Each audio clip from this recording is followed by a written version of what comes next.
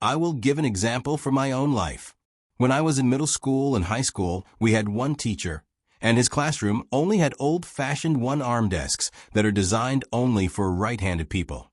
I am left-handed, so those desks were a little bit inconvenient for me.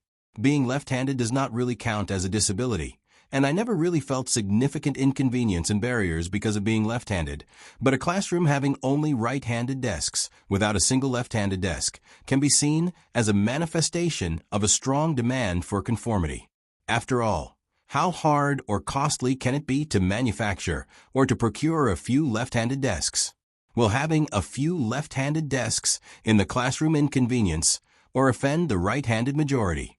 Will the majority feel like their right-handed world is coming under attack? Will they feel like their right-handed desks be replaced by left-handed desks one day? Will they feel like they will eventually be subject to the tyranny of the left-handed minority? Probably not at this day and age, but there was a time when left-handedness was undesirable and left-handed children were forcefully converted.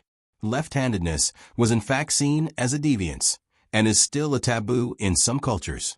For example, in 19th century Europe, homosexuals were referred to as left-handed. In Protestant-majority parts of the United Kingdom, Catholics were called left-footers, and vice versa in Catholic-majority parts of Ireland. Such associations made with left-handedness are considered superstition today, at least in the West. They did not have to change legislation to achieve change in society's perceptions of left-handedness.